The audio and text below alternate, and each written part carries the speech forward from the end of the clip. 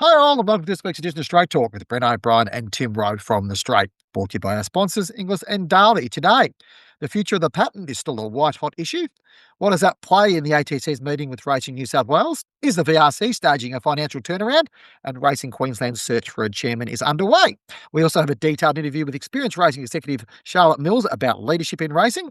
In Breeding and Bloodstock, WA stallions get their chance to shine. An unfortunate end for a Melbourne Cup winning stallion, the economics of standing stallions, and questions of fertility. And in wagering, no gambling ad reform in sight. WA backs a national tote. Entain's NZ commitment continues to strengthen, and does turnover cure all? Tim, a lot of issues to cover this week, but we'll start out. It's the time of year where political issues tend to come to the fore within racing, and internationally, we're seeing some movement within this patent discussion, which has obviously been a dominant theme of the past, probably, probably honest, the past 9 years, but certainly the past sort of 12 to 18 months.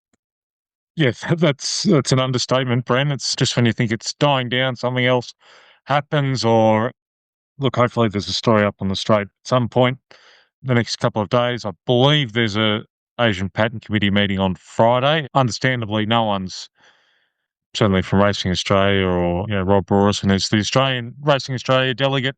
Understandably, he's not talking, and Andrew Harding, I've gone to him as well, and he's not saying anything, and that's absolutely their prerogative. That probably won't get resolved if they keep, if not keep, but if they go to the media. So they're keeping their powder dry, so to speak, in that regard. But I believe there is a meeting tomorrow, and what that entails, only time will tell, I guess. But certainly, I imagine Australia and its participation in the international patent, for want of a better term, would form part of that meeting or discussion. Normally there is a meeting around International Week in Hong Kong, and there may still be, but this is sort of a separate meeting, I believe, what I've been told anyway. Yeah, I mean, there's a lot at play here, and obviously it's an international issue as well as a local issue. We sort of pointed that out in an article this week, but the broader chat or the broader sort of discussion is like, the ultimate thing that could happen here for Australia is it could effectively be downgraded to Book 2 or Part 2 of the international cataloguing standards, which would be an absolutely slap in the face for local bloodstock values. Look, that's the big threat, I suppose, Tim. I mean, how real do you think that risk is that might happen? Look, I think it's highly, someone said trillion to one, but I'd probably want 50 cents on a trillion to one, but it's still extremely unlikely. I'd like to think that, as we've discussed a lot, the issues Australia's got is it is a state-based, Racing Australia is a state-based organisation, so they've got their own prerogatives, and that's fair enough, but trying to get them all to agree, I think what's lost in this is patent or black type races are important for states and Group 1s and that tradition, and also wagering outcomes, I guess, but it's also a big bloodstock valuation is effectively what it is and used internationally, and it could, if that unlikely scenario happened, it could be a huge drain on international investment in Australia. Someone suggested that international players have got, upwards of 7 billion invested in the Australian industry. So, if that was to be devalued in any significant way, it would have a massive effect. And I'm saying it's unlikely to happen, but it's still potentially a scenario, and hopefully everyone can get on the same page eventually. Yeah, yeah, and I mean, to be fair, though, they can't even get on the same page to agree how this all happened to start with, whether it was through some issues around vetoes being thrown by the states, or whether it was issues around competition stuff and various other aspects. It's a complex issue, Tim. I guess that's the point of it. But it'd be good to see some steps taken towards resolution on that. Speaking of resolutions, key meeting today between Racing New South Wales and ATC. As we're recording, we don't have any outcome of that meeting, so I won't preempt what will happen, but keep an eye on the straight, and we'll do our best to talk about that, Tim. But just quickly, a sort of, just let the listeners know, what do we expect to be on the agenda in that meeting? Talking to various people, and I know you wrote something earlier in the week as well, Bren, that I don't know if there'll be, again, I'm not preempting whether there'll be an outcome today, but it's sort of, I know some people are hoping it's just a meeting, okay, on both sides. What do you want out of this race in New South Wales, and ATC, vice versa? And excuse me, maybe there's some steps forward that they can both work on to progress the ATC's situation. They say they're in good financial and governance situation or position, I guess. Just whether Racing New South Wales wants to pull the trigger and put them into administration, which who knows what the ramifications for that really are. We won't know until if it does happen, I guess. Yeah, yeah, and I guess it's probably one of those ones probably got to roll on for a bit, but definitely an issue that's bubbling along. In Victoria, the VRC showed some improvement on their bottom line this week. Teamy wrote a story on this week. It was still a $7.2 million loss, comprehensive loss, sixth straight year in a row they've had that. But on the way back, a $17 million turnaround on last year. Kylie Rogers, the CEO, has clearly made some changes there, and there probably is a feeling that while the VRC still has some red ink on the balance sheet, it's still, it is a sign of improvement, and they're working their way back towards being a sort of, a profitable entity on a year-on-year basis, Tim. Yeah, obviously that report's last financial year. The Spring Carnival, by reports, has been healthy instead of wagering turnover and crowds. Overall, crowds at Flemington this spring were up marginally on last year's 4 days at Flemington, and overall the membership revenue, and they are decreasing costs. Obviously, that last financial year, Kylie Rogers made a lot of positions redundant and reshaped the executive and how it's all structured. So that takes a while to come to fruition and pave the way. So they say they're on the right path, and I guess in 12 months' time we'll be clearer to what that looks like. Yeah, and it's interesting things. Oh, the other story we covered earlier this week was that Racing Queensland situation where they're still waiting for the outcome of the review conducted by Matt McGrath into Queensland Racing. It was supposed to release in early October or mid-October. Still waiting for that to come out. There's maybe a hint that it may come out by the end of the year, but there's still some things to be sorted out through there. The delays in the announcement of that report are causing some headaches in Queensland Racing, including some funding stuff and I guess some broader certainty. But I was told by a representative this week from the Racing Minister that they are progressing forward with replacing the chairman of Racing Queensland. Steve Wilson ended his tenure on October 31. So at the moment, I think Jane Seawright is her name, is the acting chairman at this stage. But they will at least replace Stephen on the board, and then work out what who will be leading that board going forward. So at least some movement there for Queensland, but there's probably a few other things which are a concern as well. So yeah, interesting situation there. The following segment is brought to you by Inglis. The catalogue for the 2026 English Classic Yearling Sale has been released, with 798 lots to be set to go under the hammer at Riverside Stables in Sydney from February 8th to 10th. Yearlings by 113 sires make up the book, including Leading Stallions Extreme Choice, Snitzel, I'm Invincible, Zoo Star, Two Dart Hot, Wooten Bassett, Written Tycoon, and Street Boss, as well as a deep roster of emerging names. 14 first-season sires are represented, among them Animo, Artorias, Best of Bordeaux, Hitotsu in the Congo, Jacquinot, Profondo, and Top Ranked. 74 vendors will represent yearlings, the vast majority are eligible for state-based incentives. The Classic Sale has produced 24 Group 1 winners since 2018, including the recent top-level performers Pride of Jenny, Seppels, Private Harry, and Skybird. Hong Kong star Void's Bubble is another notable graduate. Go to english.com.au to view the English Classic catalogue. And joining us now on Straight Talk is experienced racing executive Charlotte Mills. Charlotte is currently fresh into her new consulting role with New Zealand Thoroughbred Racing, having recently finished up at Moody Valley Racing Club in the role of Head of Racing. Charlotte's previously worked for RWWA as well as key roles in Tasmania and Victoria. Charlotte, thanks for joining us. Oh, thank you for having me, Bren and Tim. So we're going to talk about the general concept of leadership in racing. It's a really consistent theme of discussion within the industry at the moment. Since the start of last year, we've had 3 of the state-based PRAs with new chief executives. New Zealand Thoroughbred Racing has a new chief executive. We have new CEOs at the ATC, the VRC, the MRC, and the BRC.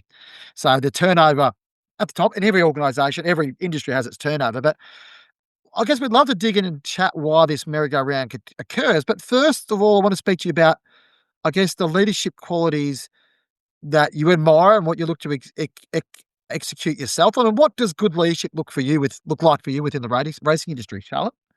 I think I've been lucky enough for the last 20 plus years to be surrounded by some good leaders, particularly in Principal Racing Authority land. My time both at Racing Victoria and RAWA in particular gave me great exposure to leaders. I think the qualities that I look for, definitely a level of authenticity. I mean, that's just something that you can't go without. I don't work well with pretense, and I think truth and honesty just can't be underestimated when it comes to how management structures are actually sustained. So I think for me, I love the commercial acumen because I think that's critical, particularly coming from a wagering background at RAWA. We needed that, and we certainly had that with both CEOs that were there, and Richard Burt and Ian Edwards, obviously there currently. I think one element and one trait that I really look at is vulnerability. A lot of people talk about the strength of leaders, the power of leaders, but I think being really open and honest and vulnerable is a huge strength in leadership that's often missed too easily. So that Charlotte, that experience around those leaders, has that sort of shaped your own way you mentor or lead in, provide your own leadership, I guess?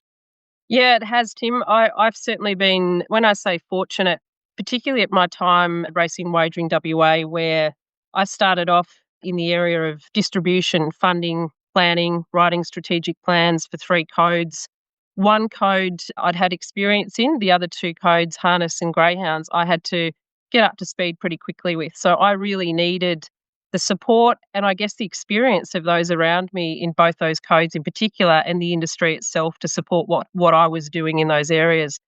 I had general managers of racing who certainly pushed me forward.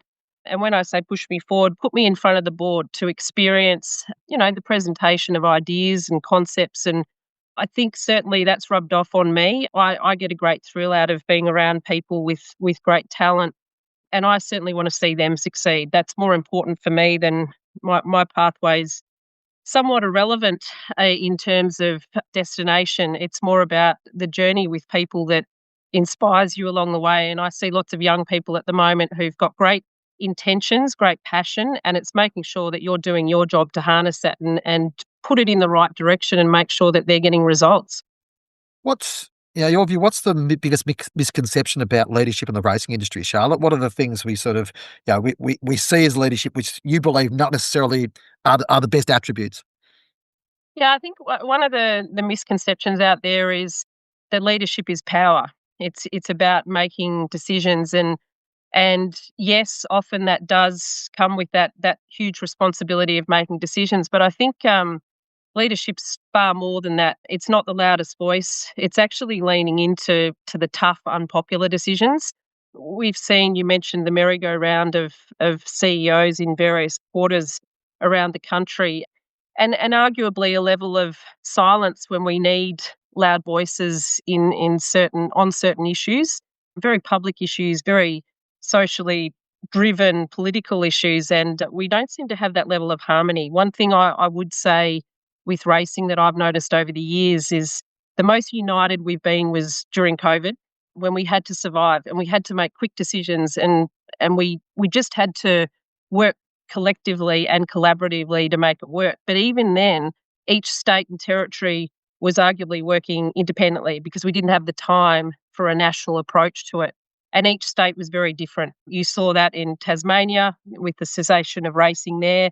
And I think New Zealand also had a similar experience. So not everyone's working together, yet we've all got the same challenges. So I dare say my approach at the moment is, or my observation at the moment in terms of leadership, is that a lot of the leaders out there, not many people would want those roles. I'll be honest, like administration is not easy with the amount of challenge that's ahead.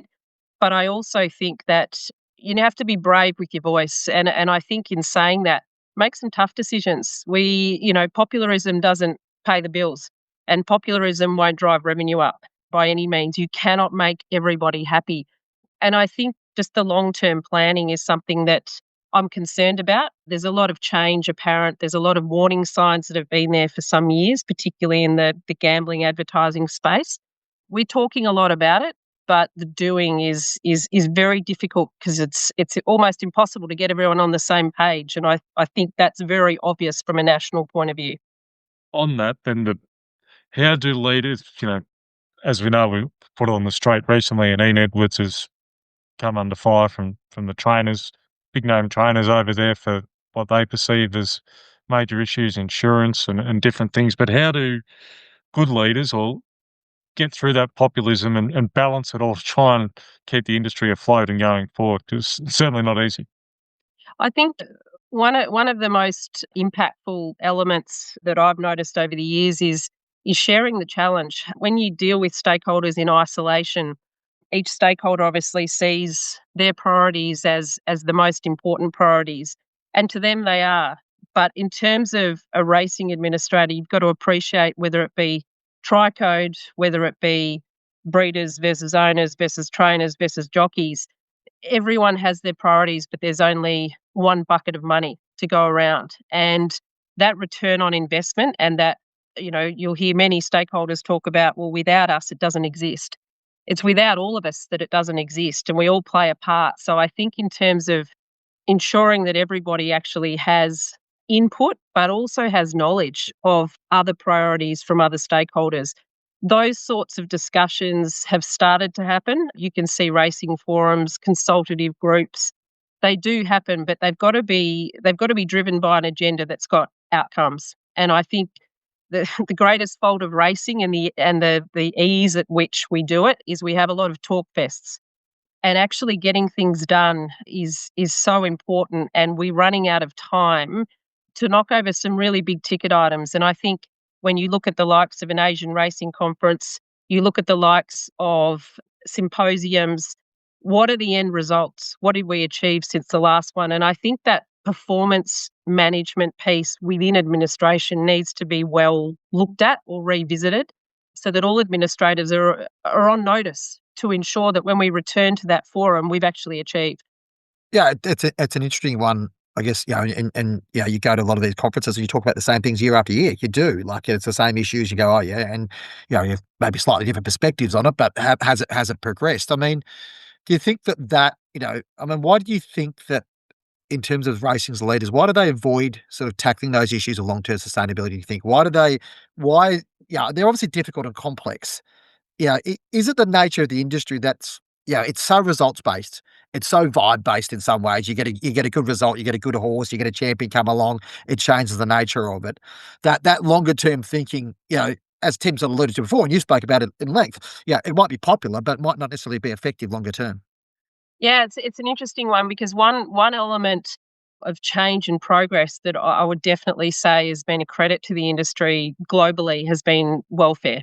Yeah. Welfare of horses has been a priority, as it should be, and you can certainly see the right people coming into the right roles across PRAs, across jurisdictions, and that true reveal of what the industry does do in the animal welfare space. I think that's one area that has definitely got traction and momentum. When it comes to the wagering challenges, and obviously we were at the recent Backing the Punt conference, I certainly found this year that there was more discussion on regulatory environments, which is very topical and has evolved since last year's discussion. But I think from a racing point of view, perhaps we get too distracted with a lot of noise. And that point about the unpredictable nature of the great horses and the horses that the general public might like to follow, the engagement of broader audiences, the on-course challenge, the government approach to taxing, and the limit. Have we maxed out in certain states, in certain areas, in terms of the product and what people are prepared to pay for it? I think, yes, it's complex. Yes, there may not be an easy solution, but I think we've actually got to start putting milestones on results. And to be honest, I look at Australia as the industry itself is getting smaller, not bigger. And the recent discussion about the loss of two codes in New Zealand and Tasmania over time tells us plenty about the political power and the social influence that is hitting the industry and has been for some time. So those decisions and those big ticket items, I think we need to start pushing forward, and the idea of, and I talked about harmony before, it's an impossible harmony. But the idea of us working state to state independently certainly doesn't support any efficiencies, doesn't support any reduction in cost. And I think we're all battling the same challenges. So one brain overseeing all of those challenges certainly makes more sense in a national context. Yeah, it seems good. Well, how much of sorry, Brendan, you go. No, go on, mate. That's yours, Tim. No, sorry. How much of leadership within racing can be measured by legacy and what you leave behind, and how much should be determined by what you achieve when you're in the chair? Yeah, it's a good question, Tim. I think legacy is perhaps a bit of an overstated desire by a lot of leaders. I think your legacy should be personally relatively quiet. Others may notice it. How you've left a place is how people feel when you go. And I think what you're seen with, whether that be a change in bricks and mortar, whether that be a change in policy, whether that be a genuine improvement in how teams are operating, there's plenty of ways to leave legacy. But I definitely think, the perception of leadership legacy needs to move away from what I would call old school approach to race names, grandstands, mounting yard names. We've got to get away from what is very much a personalised view of what a good leader is. I think leadership and its legacy needs to almost be a silent success as you depart.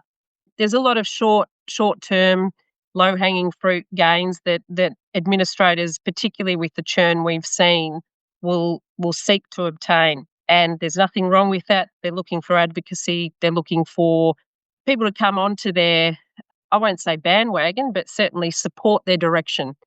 The problem with that is the conversation that we repeat on a regular basis about what the big ticket items are gets lost in that noise. And I think the industry deserves movement and momentum, and we seem to go 6 steps forward and 8 steps back every time we have a churn of leadership, and we lose time and we just can't afford it. So I think having a deeper sense of conviction and having a deeper sense of capacity to share the challenge, it's not just up to administrators to come up with the resolve. Plenty of decades prior haven't been able to do that. So the issues are big, and the industry has evolved very, very rapidly from the days of the gentleman's agreement, and from the days I recall when I went down to Tasmania in 2005 when Betfair first moved down to Tassie, and we were maligned as an island. Taking on a corporate bookmaker at that time was repelled by the rest of the Australian industry. So times have changed, but we're still dealing with the same challenges and revenue opportunities, next generation participation, people actually wanting to be part of our industry are great challenges. And I think the broader responsibility of taking on those challenges is certainly being met by various quarters. And I'm enjoying the likes of Kick Up for Racing. I'm enjoying the support for animal welfare that is deserving. But I wish we could do that in plenty of other areas where we have a collective approach to solutions and problems. Yeah. It's an interesting one because leadership's an interesting thing as well from a personal perspective. Chatting to Aaron Morrison, who's been the chair at RV for just over 12 months now, or 15 months now. He's said his role's evolved and he's probably had to evolve a little bit to be much more public facing, which is probably not Aaron's number one suit, but he's had to evolve the way that he approaches things, trust other people to get the job done. How do people balance that? How do you balance that? I guess the need to be humble and probably a little bit like, work as I do, not as I say I do, and the Yep. visibility that the roles often require. How do you balance that out, do you feel, Charlotte? I think it's a fine balance. I think that there are plenty of leaders who move more to the dictatorship style, and perhaps from some perspectives that gets the job done, that makes decisions far more quickly. On the other hand, the public facing popularist, that can only last so long. So I think that middle ground of stepping into your, a balance, it isn't necessarily your natural disposition where you're on show all the time. I genuinely see it as no different to how we treat footballers. They're on show the entire time because people are looking up to them to play as they do and with the standard of, social cohesion that we expect, not always meeting those standards. But I think for racing administrators and racing leaders, because there's plenty of leaders in the jockey ranks, breeder ranks, I think I'd certainly say on course, a lot of our tealcoats were great leaders at Moonee Valley.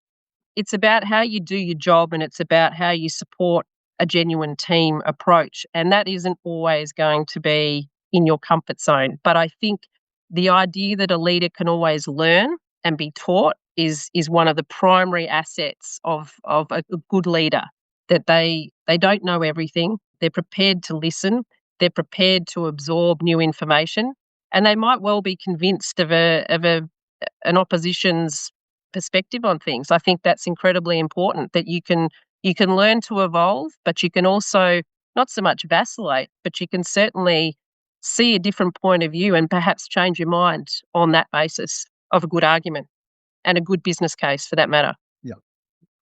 So how do you make those leadership roles in racing, I guess, appealing to the next generation? To me, sometimes jobs in racing or certainly administration, I feel like getting a job at a bar. Much prefer to be on the other side of the bar than working it. And racing feels a bit like that sometimes too. Certainly, but how do you see that in attracting talented people to the industry? Yeah, it's a great challenge because I don't think a lot of those roles promoted outside of racing itself.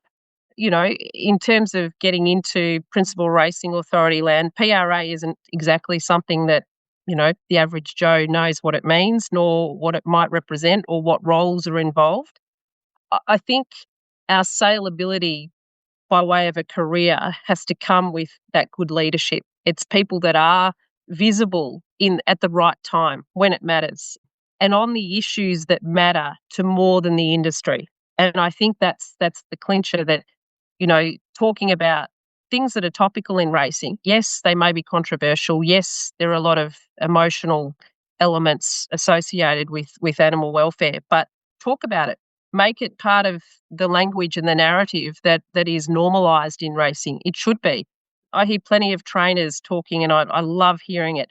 Plenty of trainers after their horses run that they're not going to back up because they're just not sure they're 100%. And there might be a niggle, but they're not going to push them. The trainers are playing a part in that leadership. And I love hearing that. That's become more of the normal narrative about welfare, as it should be. It's not about advertising what we do for welfare. It's about speaking to it with a sense of great normality. But I think to your question about how do we attract people into racing, we've got to start sharing the opportunities. We're very inward looking as to we recruit from within a lot of the time. I've certainly had the last 3 years experience in clubland has been very different to PRA land, and I'm very appreciative of that insight. Working for clubs is very much a public-facing role. You're on the ground for race meetings, on course, you're engaging with audience, whereas PRA land, you're often behind the scenes and dealing very directly with the racing industry itself, not so much the general public.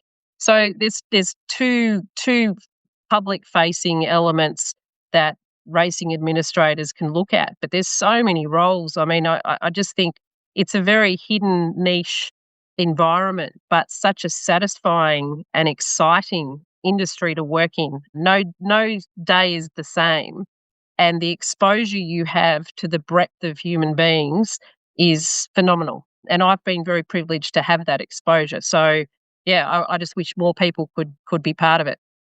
Charlotte, I wanted to talk to you about parochialism, which is a part of racing, and it can sort of take its form in many ways, whether it's state by state, club by club, which no doubt you experienced in the last few years.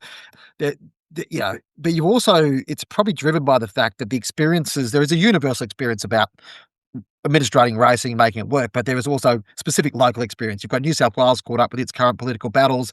There's a club VPRA dynamic in Victoria. You mentioned before, you've got Tasmania and New Zealand are moving towards dual code and have got challenges with that. You've got universal aspects such as welfare and other aspects as well, but there's local hotspots around that. How do racing leaders and racing executives sort of see beyond or solve the big problems, but also need to be focused on ensuring that the things are done at a local level, and that parochial aspect, or that dealing with your own backyard before you deal with the big picture stuff? I mean, how do you balance that, do you feel? Yeah, I think it's really important to see the leadership model as one that supports an exchange and breadth of experience opportunity. often you'll find that people stick to one state. They'll stay in one place, whether it be one club, whether it be one PRA, and they don't have that necessarily that outward experience of what other jurisdictions are going through, nor do they see their own role in the success of other jurisdictions around them. Certainly, I would say that the national concept of coming together to share those problems and share those intricacies of parochial demand and challenge, that would generally be the platform, and that would generally be the exchange of I suppose shared ideas. Because the one thing I would say, having gone from Victoria to Tassie to WA to Victoria and now to New Zealand, the issues are so similar, yet we're duplicating the effort everywhere. And from a parochial point of view, I'm certainly getting an appreciation in New Zealand. The recent change with Entain and the TAB New Zealand, that is bringing back similarities to Fortress WA in Western Australia, where non-privatised TAB corporate bookmakers weren't allowed to sponsor any races in Western Australia across the three codes. It was a very parochial, and still is a very parochial landscape for wagering. I still bet with Tab Touch. So it's the brand that funds the industry, and that was drummed into all of us rightly because that money goes back to the industry. Now, in New Zealand, different scenario altogether, but a very different market for wagering over in that country, and no borders involved in terms of state-to-state issues. So from my perspective, I'm looking at New Zealand saying, wow, the learnings out of Western Australia and Victoria, you guys have got such advantage here. Yet there's a huge propulsion at the moment for change in a really positive sense that I picked up on. I've only been there 3.5 weeks, but wow, the energy for change and for improvement and for betterment is really apparent. It hits you in the face when you walk into the office in the best possible way. So I think you're right in that parochial issues often dominate, get our backyard right before we start worrying about the broader picture. But somehow we've got to get the two wheels cycling, simultaneously, that we've got to actually start addressing and learning from what each state is doing or not doing. My first approach to a lot of the work in New Zealand is, where has it worked before, where hasn't it worked before, and why? And why would it be different here? So I think we've got a lot of learnings. We just don't have the active, from what I see, and I'm certainly not, sitting on a national board of any sort, but I think that the sharing further down into organisations where, there's this encouragement to exchange and share. There's a lot of subcommittees, don't get me wrong. I know that happens in welfare. I know it happens in stewards. So there are elements and pockets of PRA land that do exchange those ideas and do have very regular catch-ups and do learn from one another. I think, the pattern's probably a big issue, a big issue for us that still hasn't been overcome and is very topical at the moment. I think everyone's sick of talking about it, but the solution isn't an easy one. And I can't comprehend that we are still talking about it, but I also understand why. And that's frustrating. And that's not getting anyone, at the end of the day, I say, I work in racing because I love the horse. Is the horse any better off? With what we're talking about and how we're managing our operations when it comes to the black type argument, is the horse any better off? And I think that's probably a piece that nationally, internationally, get on with it. It has to, the lean into the most uncomfortable conversations need to be had. And, I can easily say that as an outsider, I'm not sitting in those meetings, but the frustration's apparent. And I think, we need to stop talking about that as an issue. We need to start talking about positive elements of change coming in the industry that we're all going to be part of to make sure it happens. On your NZTR role, you've been, as you say, been there for a few weeks, and sort of a leadership change at NZTR with Matt Balesti. You've been there about 9 or 10 months or so, probably 9 months. What excites you about that role, and what is it that you're undertaking? Yeah, I think, my role as a consultant there, I'll be supporting Mitch and Dan and the team there, the executive team, Zach, Sam, on areas that across the thoroughbred code of welfare, racing, certainly their strategic outlook. Matt Ballasty's certainly someone that has come in with a very clear plan to make things happen. And I admire that. He's very open and transparent. And earlier talking about leadership, the honesty he has hit me straight up in the first conversation we had.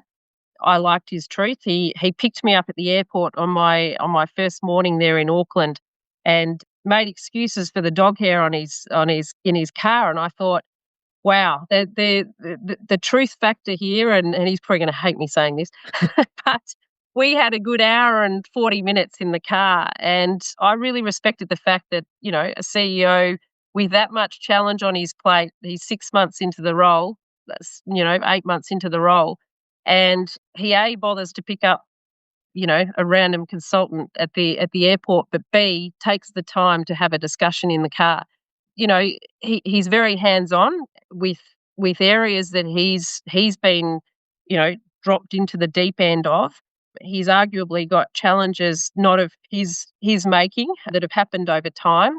And we're very good at retrospective blame in racing, I think. But the reality is we all play a part to where we've arrived at. And I think the idea of positive enhancement that Matt has with a full team approach, he's not a one-man band. He's very much about NZTR, proud of what they're planning to do and bringing an energy that I haven't seen for quite some time in terms of PRA excitement. The appointments in the various roles, there's a great deal of youth. I say that as, a middle-aged woman.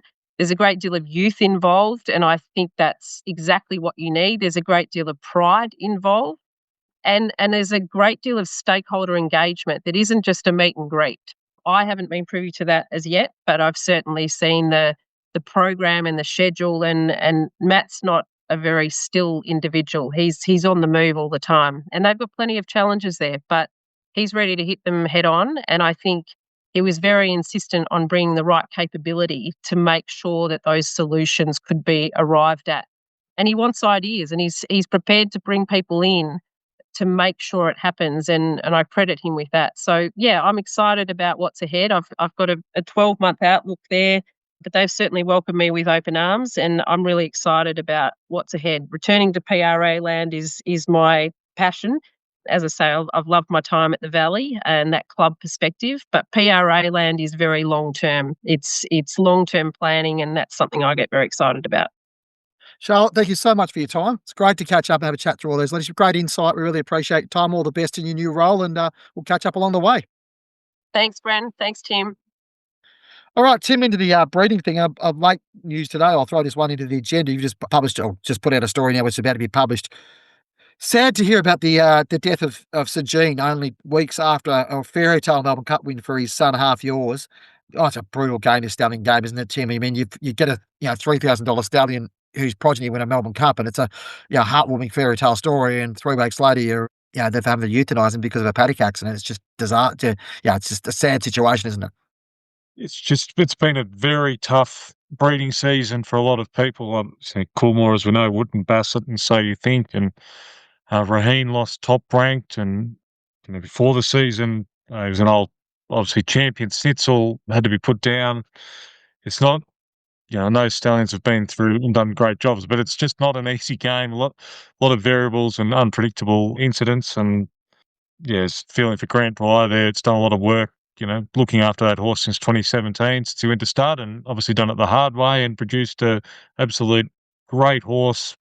First Victorian side Melbourne Cup winner, I think, for quite some time, sort of since the late 70s, mid to late 70s. So feeling for Grant and the team there, and hopefully there's not many foals to come, or 2 and 3 year olds, and hopefully got a few mares in foal this year. That maybe there's another good horse out there buying.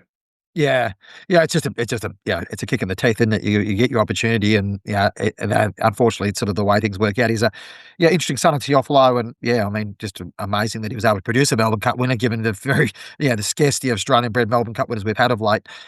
WA stallions get their chance to shine at this time of year, Tim. There's one thing I will put out there is that these 3 Group 1s, we spoke about the pattern before, but there's 3 Group 1s in the Pinnacles, and WA gives these opportunities for some of these stallions. And it was good to see Awesome Rock get with Watch Me Rock winning the railway last week, get his opportunity. He was obviously a horse, Warwick Barr wrote a yarn last week about Awesome Rock. He was a horse that's probably remembered for losing an Australian Cup on protest and then won a McKinnon Stakes or whatever they were calling them, Champion Stakes, whatever it was called then, but eventually got a Group 1 in his resume, went back to the place where he was bred effectively or the people who breed him anyway, the Olives at Goldfront, and, he was able to produce a Group 1 winner last week with Watch Me Rock. So hopefully that provides a bit of a boost along for him. It's just good to see, there's the people who make these investments. There's very few WA stallions that have the opportunity. I think there's only 2 that have produced him and Playing God that have produced Group 1 winners from WA. Others who WA have produced Group 1 winners when they were further east. But it's just it's a good little story that we've got other stallions and it's smaller operators getting the opportunities to produce quality horses, Tim. The WA owners and trainers, there's the West Speed bonus scheme, and they do support their local sale and the breeding industry significantly and heavily. Yes, obviously a lot of the main trainers come east and buy yearlings and weanlings. The Simon Millers have gone and had great success buying eastern states bred weanlings and taking them back and growing them out. But, Playing God's doing fantastic stallion and having a little bit of success on the East Coast now. And, Awesome Rock just churns out winners. Yeah, they're not, again, commercially probably tough. They would be very hard to sell on the East Coast, but for a West Speed stallion, he gets winners, and to get a nice Group 1 winner, a good horse. For Ridgeport as well owned him. He's a big supporter of racing all over Australia and breeding, so good result for the Grant and Alana Williams as well. Yeah, there's an article. I think he's the sixth stallion this season, an Australian season, to have a Group 1 winner, his first Group 1 winner. So, that's a good sign for that. But you wrote a piece during the week on the economics of standing stallions with a bit of a pun there on the word economics. We've got an Irish Champion Stakes winner who's now standing in India called economics. But also you use that as an example of how hard it is for stallion or farms to take these horses on and make it work. You had a chat with Henry Plumtree about this. There's a handful of, star Europeans that come out to Australia or New Zealand. It's not a straightforward action of just, standing stallions and raking in the money, is it, Tim? It is a significant risk to put these stallions up in the first place. Well, as we've just spoken about, you can insure them, but still I think a lot of things can go wrong. And with that horse economics, is by Night of Thunder, he'll be the champion stallion in Britain this year. So I think he's had 30 stakes winners this season over there in Europe, doing a great job. Night of Thunder obviously came down to Australia for only one season and produced 5 or 6 stakes winners from that crop. Very, very good stallion. But economics, he bled twice, I think, at least once and twice, probably brought an end to his career for William Haggis. And I don't know what sort of type he was. I think Night of Thunder produces great racehorses, but they're not always the best types. And it's hard commercially to get that over the line sometimes. And stud masters in Australasia face that same predicament. They've got to look at, as Henry explained, they've got to look at the stallion. Okay, Ammo takes the Cambridge stud model has 4 years to try and break even through stallion noms and investment and hopefully the sales and then hope they make it. That they look at the stallion, are we going to be able to get support for 4 years to at least break even or go close to breaking even? And because otherwise it's, a $5 million investment. They've got Chaldine shuttling. They've got Al Mansouri won the Irish Champion Stakes, same race as economics.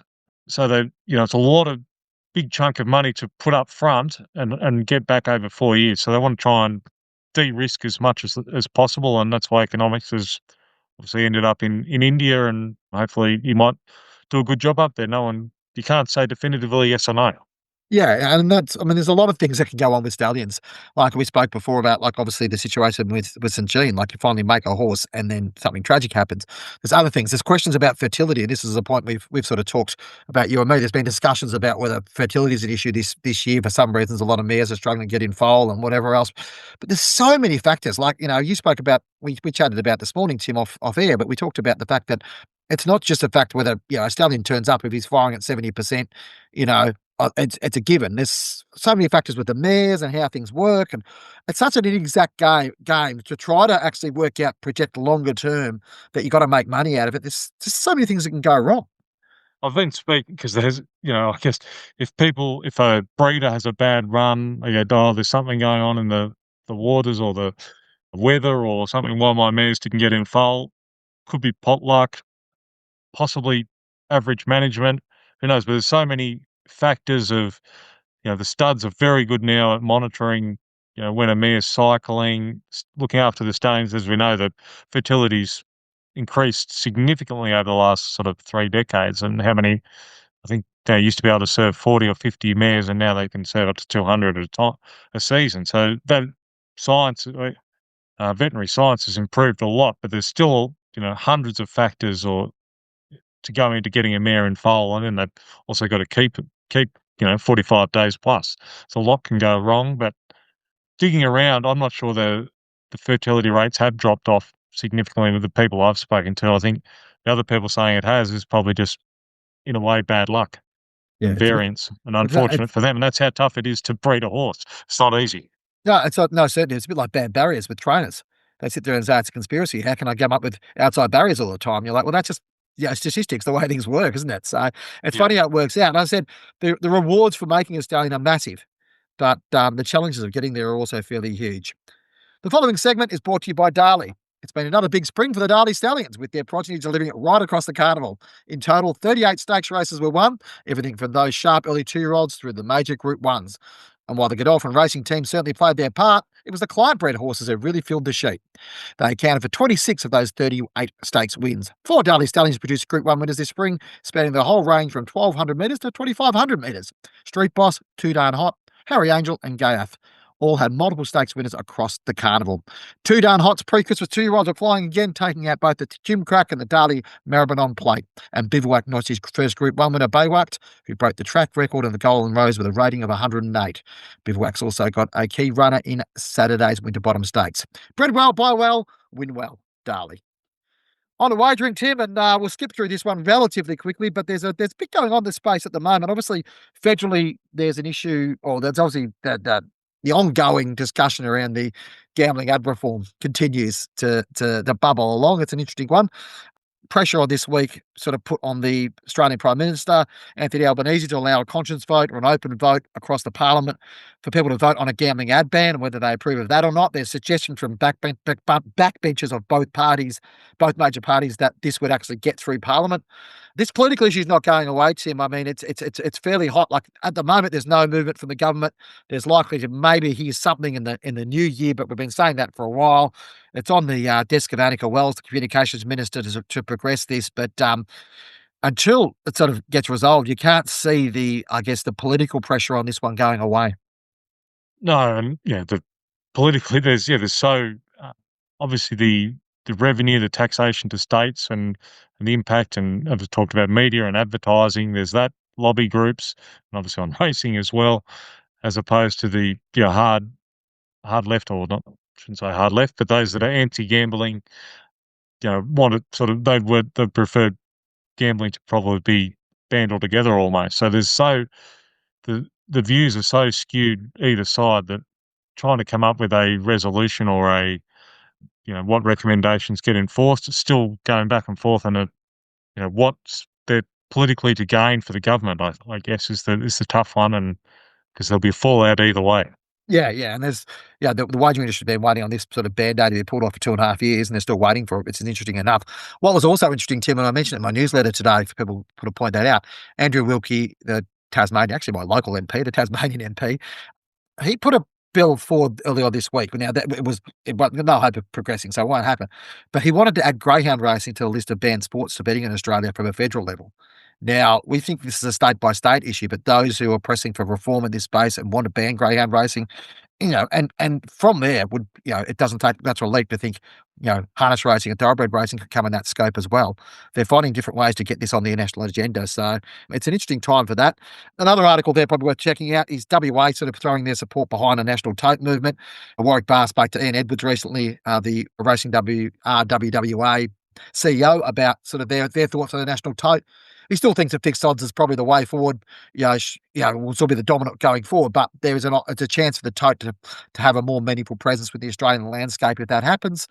The story there also about Entain in New Zealand, and Andrew Burris, the CEO of the Australian and New Zealand business, saying that they're committed to that 25-year deal and they want to continue to grow and develop their relationship with New Zealand Racing and New Zealand TAB and continue the funding there. So that's an interesting one. Obviously, a lot going on with Entain at the moment about where their direction's heading, and the Austrac action happening in Australia, which for us said won't affect what happens in New Zealand. So yeah, it'd be interesting to see how that plays out as well. The other one, Tim, which just sort of round off on the wagering space, putting up an article last week. The bookies have copped a bit of a hiding this spring, in which we all probably, as punters, might celebrate to say, hey, good to see the punters doing well. The challenge of that is that those lower booking margins, and I think they lost around $25 million on Derby Day alone, means that less money flows back to the racing industry. So because the profitability of bookies, the gross profit is actually then feeds back to the racing authority. So I think it's sort of a funny one, isn't it, Tim? I think probably, we sort of sit there and think, oh, it's a pretty, turnover goes up, we all get more money, but that's not necessarily the case, is it?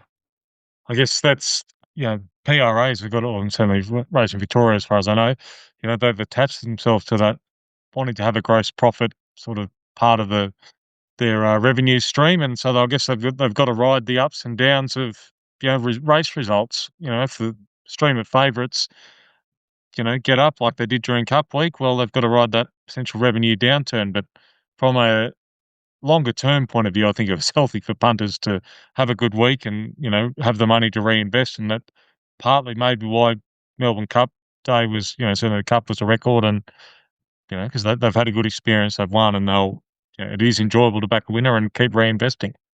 I need to look at my own activities, Tim. I don't feel like I was that cashed up on Derby Day that I wanted to up my turnover in the Melbourne Cup, but others clearly had a lot more confidence than we did. And it's the nature of the job. It goes up and down, but we know over the long term, the bookies wins. It's the old job. That's why they drive Mercedes and we drive Ford Falcons.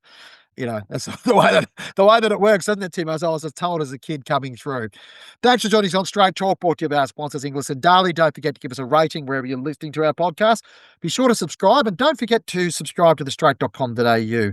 An opportunity there to support our independent journalism and get access to all our featured articles and everything you need to read on the site. Send us an email at editor@thestraight.com.au. Let us know what you're thinking about, what we should be covering in this podcast, or other story ideas we may have. Thank you for your time, and we'll talk to you again next week.